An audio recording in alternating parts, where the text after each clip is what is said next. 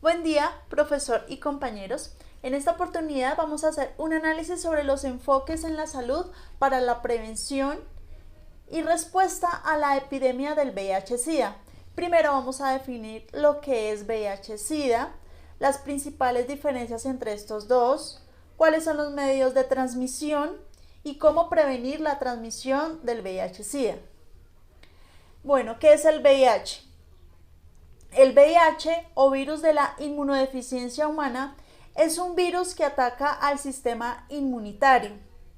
El SIDA es el síndrome de inmunodeficiencia adquirida y ocurre después de que una persona que lleva muchos años infectada por el VIH avanza en la enfermedad.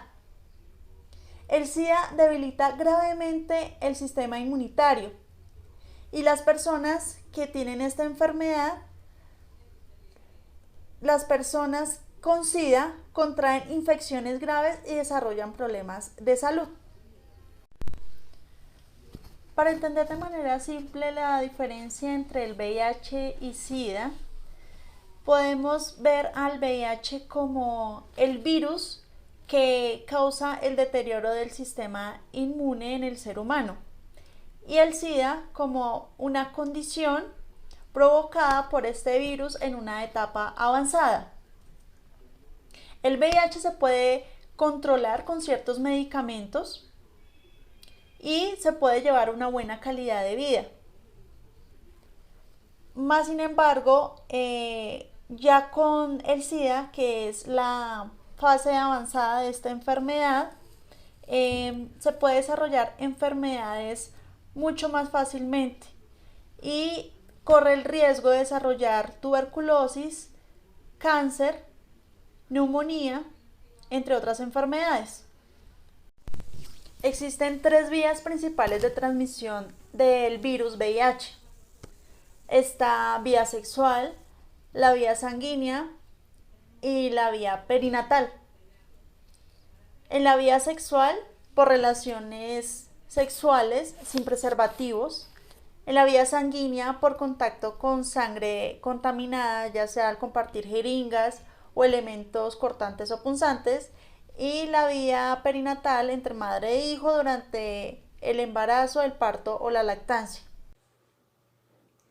Bueno, voy a hablarles sobre las ciencias sociales, cómo esto ha transcurrido con la epidemia del VIH, cómo la sociedad lo ha tomado. Bueno, la epidemia del VIH comenzaron a principios del siglo XX en la sociedad. Este terreno podemos observar el impacto de los desarrollos más modernos en la forma de entender los procesos de salud. En las ciencias sociales se aplican entre muchas líneas los estudios vinculados a las representaciones sociales, como estudios etnográficos, investigaciones sobre las agrupaciones sociales a partir de la epidemia. La epidemia es el VIH-Sida. Las ciencias sociales es un campo de reproducción de conocimiento que tanto niega la neutralidad y la objetividad pretendidas por la medicina. Otro tema que les vengo a hablar es sobre cómo ha crecido el VIH-Sida. Por ejemplo, en la región europea hay 116.000 personas con VIH-Sida. En España hay 41.598 personas con VIH-Sida. En Estados Unidos hay 1 millón de personas contagiadas con VIH-Sida y unos 40.000 personas que han adquirido nuevas infecciones. En Latinoamérica y el Caribe hay 15 millones de personas con VIH-Sida. En la región subsahariana de África, para el 2010 estaban los estudios que ya habrían personas contagiadas de VIH-Sida. Luego sobre la epidemiología. Aparece vinculados a la respuesta del VIH-Sida. Hay conceptos tales como los de vigilancia epidemiológica de primera y segunda generación, estudios de comportamientos, actitudes y prácticas según documentos sobre vigilancia epidemiológica de UNUSIDA OMS. La Organización Mundial de la Salud elaboró las primeras normas para la vigilancia de la infección por VIH, para entender la diversidad de los modos de presentación a la epidemia del VIH y para entender la diversidad de los modos de presentación, que tuviera conocimiento a fondo de su naturaleza a cada país. El objetivo de todo esto es observar tanto las tendencias como el comportamiento de infección por VIH. Para la aparición del SIDA, los indicadores socioeconómicos están usados como variables explicativas con las epidemias y fueron abandonados en la mitad de la década de los 90 y fueron responsables por nuevas variables basadas en los comportamientos de los cambios más importantes de los años 80 a los años 90 en el concepto de vulnerabilidad social. Como podemos ver en la imagen, existe una cadena de epidemiología que es agente causal, reservorio, puertas de salida y transmisión. Primero, ¿qué es una cadena epidemiológica del VIH? Es la unión de elementos que intervienen en la transmisión de una enfermedad que está producida por un agente causal infeccioso que puede ser virus, bacterias, parásitos o hongos. En estos citan a un huésped o personas que se encuentran con bajas defensas. El objetivo de la cadena epidemiológica es conocer cada uno de los labores y romper la cadena epidemiológica para poder prevenir y controlar las enfermedades infecciosas. Bueno, ¿qué es el agente causal? Este es un caso denominado lentivirus, que tiene la capacidad de reproducir una enfermedad. Su presencia es necesaria para dar inicio a la cadena epidemiológica. Vamos con el agente reservorio. El reservorio es el virus del VIH en el ser humano. Una vez ingresado al organismo, el virus vive, se reproduce y se prolifera en un grupo de células inmunizatorias en el cuerpo, usando un mecanismo para multiplicarse. Ahora vamos con las puertas de salida. La puerta de salida es el lugar por donde abandona el agente causal del cuerpo infectado para continuar su ciclo de vida, y esto se da a través de las siguientes vías: vía sexual, vía sanguínea y vía vertical. Ahora vamos con la transmisión. El VIH solo se puede transmitir a través del contacto entre fluidos corporales que poseen una alta concentración vital. Buenos días. Continuando con el tema del VIH-Sida, vamos a hablar de la vulnerabilidad. Anteriormente existían unos grupos que se llamaban grupos de riesgo, que era lo que básicamente utilizaban los grupos epidemiológicos para identificar y para lograr aislar a las personas que tenían VIH. En esa época era considerado como una de las medidas de protección para evitar la propagación del virus. Lo que no se sabía era que estaban causando una muerte social, porque lo que hacían era detectar a las personas con VIH y a las personas contagiadas de SIDA para aislarlas y crear unos grupos de detección, y lo que hacían era aislarlas de la sociedad y creyendo ellos que era la mejor manera de no propagar el SIDA, y el VIH lo que hacían era aislar a estas personas, causando lo que ellos llamaron en ese momento una muerte social. Esto terminaba de destruir por completo la autoestima de las personas y permitía que se sintieran vulnerables y pisoteadas.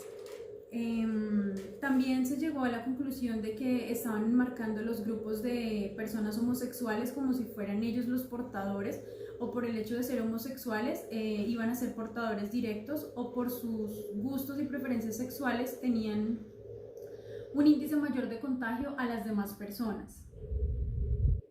En pocas palabras, no importaba quién eras, sino lo que hacía. Hablaban de una culpabilidad individual por contagiarse, pero no hablaban de una culpabilidad social, donde muchos factores como la ignorancia, la falta de educación, la falta de recursos, la falta de cultura provocaba que las personas llegaran a contagiarse por el simple hecho de nunca haber asistido a una charla, de no saber los riesgos de tener relaciones sin protección, y lo que hacían era generar temor en las personas y desconocían totalmente el tema. Entonces obviamente existía una vulnerabilidad social, no tenían apoyo del Estado, no tenían ningún tipo de formación las personas, y muchos de los jóvenes de esa época, que eran jóvenes en los que apenas estaban iniciando su vida sexual, no tenían las protecciones y no tenían la educación que se necesitaba para cuidarse, ni los riesgos.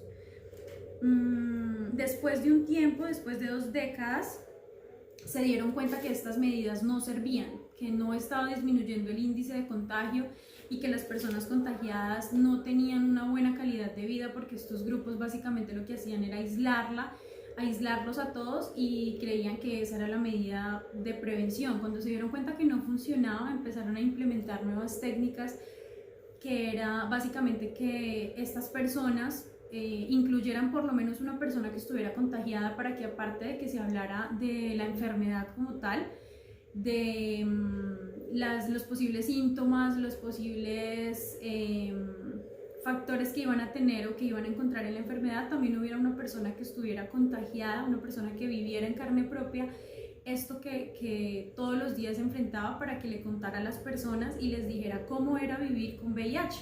La gente empezó a conocer que pues a pesar de todo era un virus con el cual se podía vivir si se tenía un estilo de vida saludable. Obviamente tenían que acudirse a los medicamentos, tenían que tener un estilo de vida saludable, tenían que cambiar por completo su rutina de vida, pero que sí era posible vivir con la enfermedad.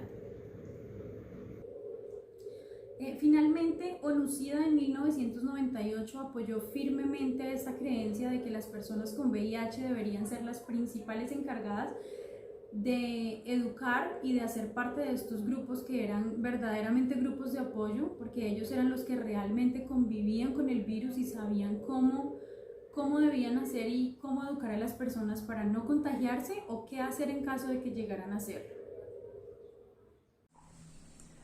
A continuación voy a hablar sobre las teorías de promoción en la salud basado en el componente cognitivo-perceptivo del modelo de creencias de salud de Beckett y Maiman.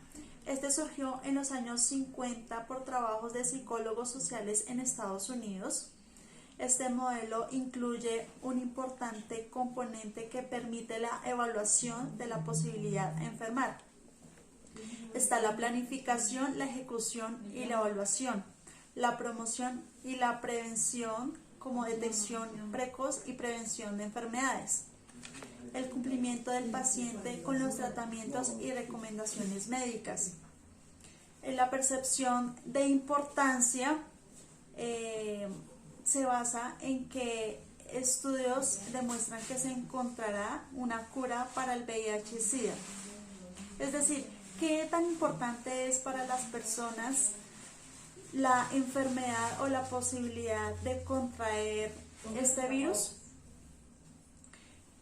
Pues como estudios demuestran que se puede encontrar una cura para la enfermedad, entonces hay personas que no suponen un riesgo, es decir, que no creen que es grave y por lo tanto pues no hacen nada para evitarlo.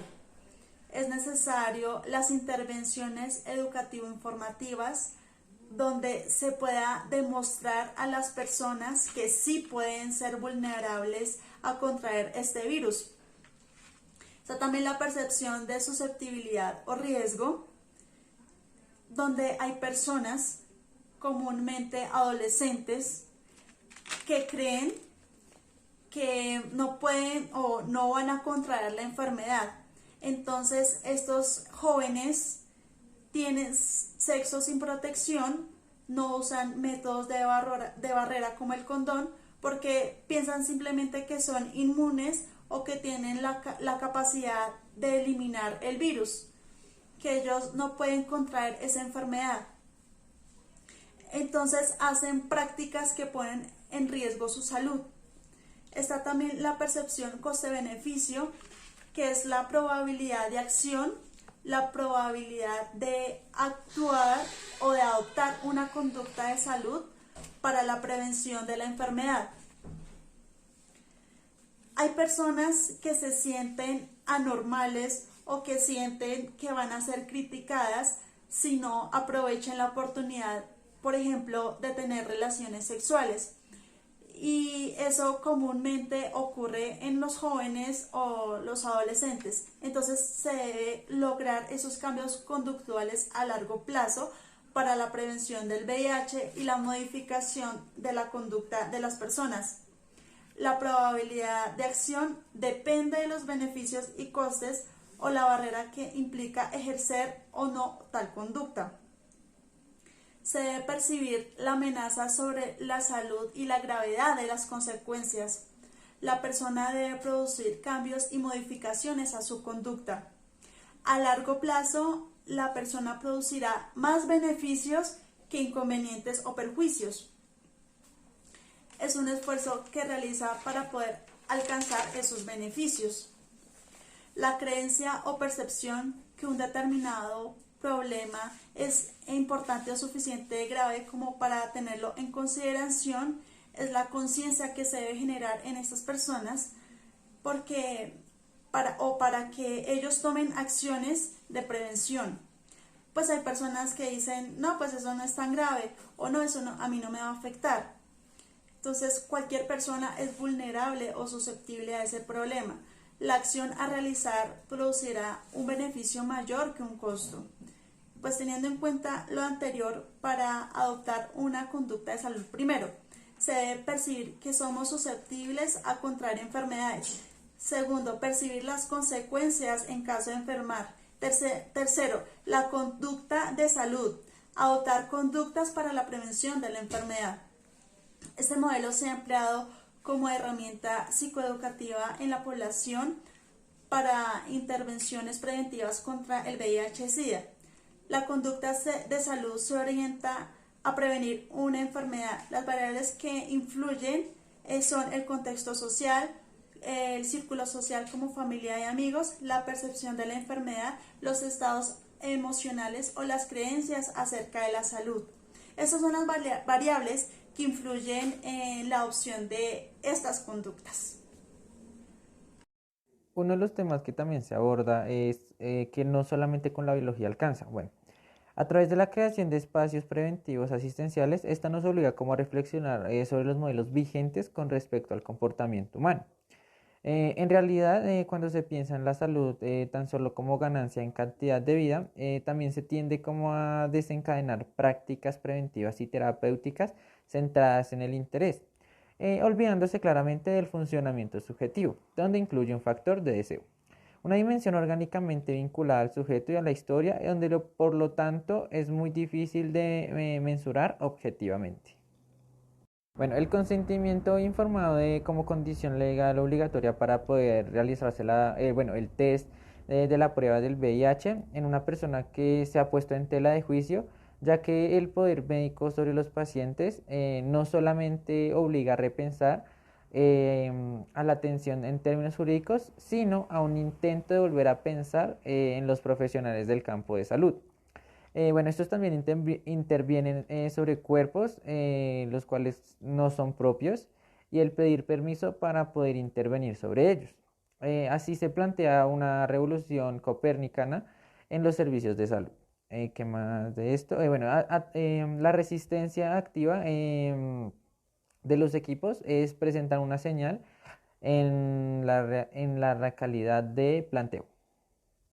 Bueno, también las evidencias de este tipo de práctica pueden ser observadas al revisar la estructura de los contenidos en las conferencias que son internacionales del SIDA, así como los congresos nacionales.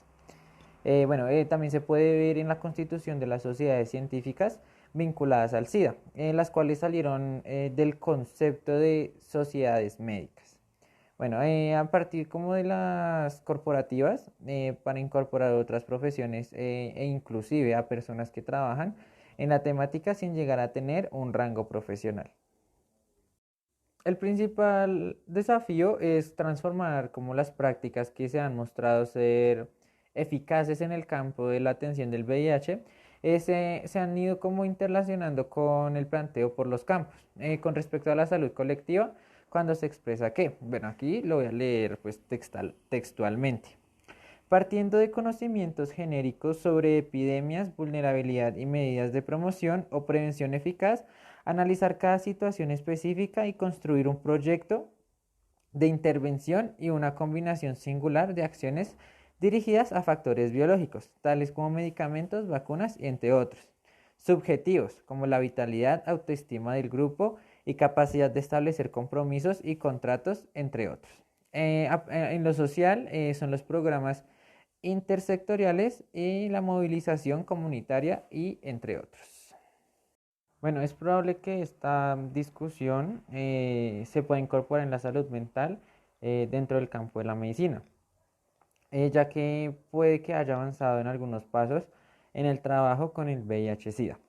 Bueno, al dejar de ser como un espacio alternativo o subsidiario, como para ubicarse en una de las herramientas centrales en el quehacer cotidiano de los servicios. También que no solo la adquisición del discurso, pues lo que es el lenguaje y las formas de pensar en las personas, también sería intervenir con ellas y decirles el uso de las metodologías y técnicas que el campo suele hacer con la experiencia del abordaje del SIDA y con la gestión de los servicios de salud, ya que este puede servir como para pensar otro tipo de intervención en la salud.